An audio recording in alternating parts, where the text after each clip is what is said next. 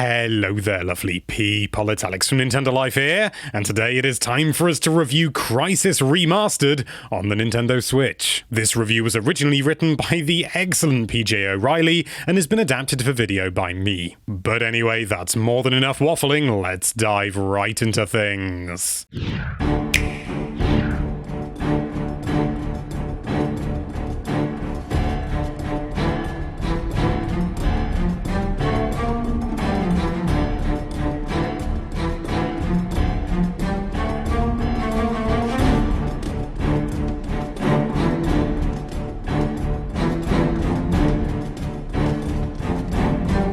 Of all the big-name ports that have arrived on the Switch thus far, there's something about Crysis that makes it feel a little extra special. Here is a game that absolutely beasted even the most high-end PCs when it released back in November of 2007, with its GPU-melting graphics that were light years ahead of everything else at the time, and a destructible semi-open world sandbox that put a real strain on even the most expensive of processors. Fast forward 13 years and all of this, somehow, has been shrunk right down and stuffed onto Nintendo's hybrid platform in a port that not only impresses, but actually manages to beat the 2011 PS3 and Xbox 360 versions of the game in both presentation and performance. There are a few little niggles here and there which we'll discuss in due course, but overall, this is Crysis running impressively well on a handheld system, and more importantly perhaps, it's still an absolute blast to spend time with. For those who may have missed out the first time around, Crysis tells the story of Raptor Team, a nanosuit-clad special forces outfit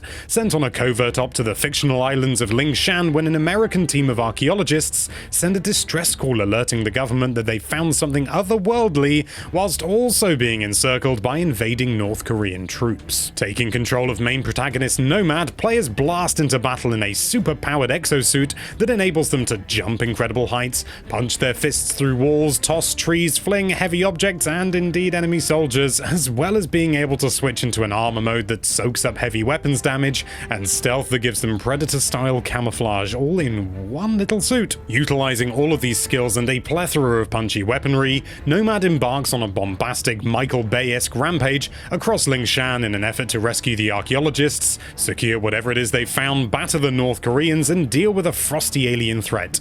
All in a day's work, clearly, for these special ops lads. Whilst it was largely the graphical prowess of Crysis that was the main talking point upon its release back in 2007, returning to Lingshan reveals gameplay that has stood the test of time impressively well. Running amok in the semi-open sandbox and employing all of the powers and weapons at your disposal in order to mess with the North Korean forces is a constantly engaging and often thrilling gameplay loop. The enemy AI also still impresses, with your North Korean foes making proper use of cover, charging your position and retreating when things get too heated, and they'll even pull rather clever flanking maneuvers around you in order to get into a better attacking position. Watching these guys try to figure out where you've disappeared to before screaming in terror and firing guns wildly as you materialize out of nowhere to fling them over a railing, choke them out, or just tear them to shreds with a shotgun is a frequently hilarious and massively addictive good time, every bit as enjoyable now as it was back when the game originally released. Also, the explosions. The explosions in Crysis deserve special mention.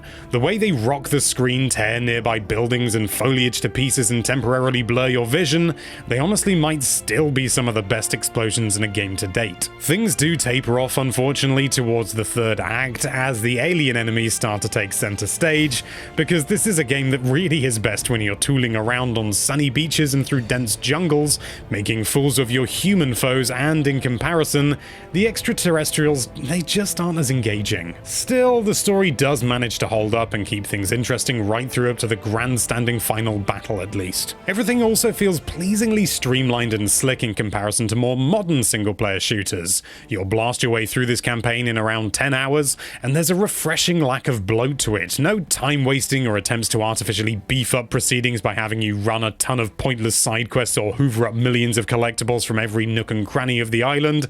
It's just shoot, run, shoot, always good. Of course, by now, many people are pretty familiar with the ins and outs of Crysis's gameplay and story, and it's really the performance of this port that is the main talking point here. In this regard, it's hard to imagine how Saber Interactive, the team who also did the Witcher 3 Switch port, which, that's also an absolute treat, could manage to have done a better job. In comparison to the 2011 PS3 and Xbox 360 ports, this this one comes off as the best console version of the game currently available, running at a pretty consistent 30 frames a second for the most part, although there are dips into the mid and low 20s during some heavy action sequences. And with a brand new lighting system that has significantly rejigged and improved the overall look of things everywhere. In docked mode, the resolution shifts from around the 900p mark to about 540p in order to keep that frame rate as steady as possible, and anywhere from 700p to 540p in handheld. This dynamic resolution does mean things can get a little bit blurry when the action heats up, but overall the image quality here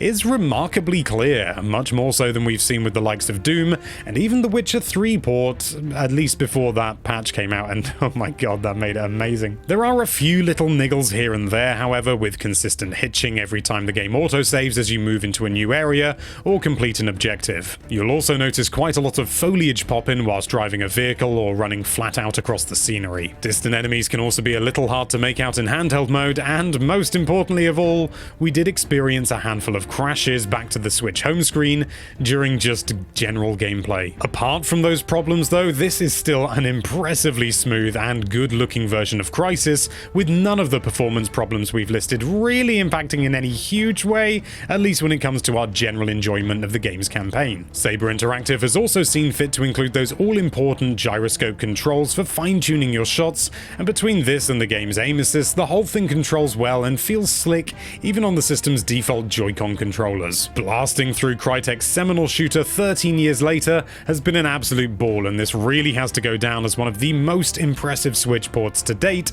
as well as one of the very best shooter experiences currently available on Nintendo's console. 13 years after it initially set out to melt the PC of anyone who dared to play it, Crysis arrives on Nintendo's Switch in a port that's more impressive than anyone could realistically have expected. Performance for the most part here is slick and smooth, albeit with a few dips and stutters here and there, whilst new lighting and global illumination techniques make this a better looking version of the game than any other console port to date. The addition of gyro controls is just the cherry on top of an already excellent job on the part of Saber Interactive. The gameplay has aged surprisingly well as well, and rampaging across the sandbox of Lingshan, taking out every human and alien foe with your nanosuit technology is just as much fun now as it was back in 2007. Crysis is easily one of the very best shooters currently available on Switch.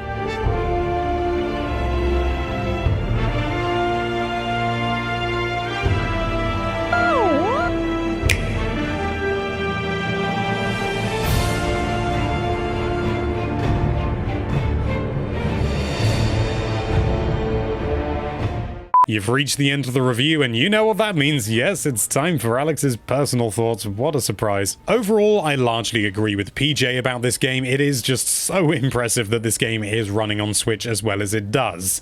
I do think I maybe had a slightly worse time in terms of crashes, not just because it took me a while to even get the game loaded, because of a weird oversight where if you at least you have like an illegal character in your name, I can only speak for colons in your, I'm talking your Switch username, the game won't actually save properly and it don't want to play ball. We got a whole video about it. I also found it slightly frustrating at times. I think, to be honest, part of that is because I immediately put it to hard mode, and I've got to say the gyroscopes, whilst it's not, the gyroscope aim rather, whilst they, you know, it's nice that they included it, it really is not that much use at all. There's no way to change the sensitivity, and especially when you're aiming down the iron sights, it's far too low to be of any real use, to be honest. It's a real shame because I love gyro controls, but as you've probably seen in all the footage that I've been showing you, I've not been using it because it's just not worth it. However, I've got to say one of the most impressive things for me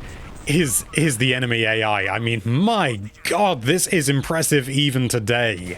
It seems very realistic. You know, usually with stealth-based stuff, people can't see you from, you know, like 10 meters away, or, well, that's a bit of an exaggeration, but you know what I mean. People, enemies, can't really see you, but these guys, they see you just as you would expect a human to, and then you dive behind a rock, turn invisible, go out from the side of the rock, and they don't know you're there, because you're invisible. They can't see you. They think you're still behind the rock. And that is so impressive. It doesn't always work absolutely flawlessly, but you sort of think, how would I do this in real life? And you apply that to Crysis, and it works. I really do wish the game wouldn't crash so often, because I think I've had it crash maybe about 3 or 4 times in the time that I've played, and I've not actually recorded any footage for it yet. I generally do that afterwards. So maybe it'll level out a little bit more. Maybe it'll crash more. I don't know. I can't speak because I haven't done that part yet.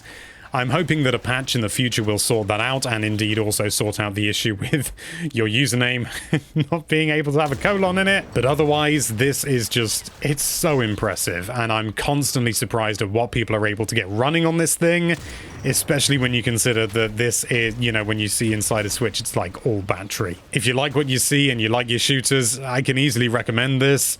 And, you know, it's arriving at a relatively reasonable price as well. What was it, like $30? That's pretty good. You know, they could have done a 60 quid job, but they $60 job, but they didn't. They slapped it out there for $30, and that's a good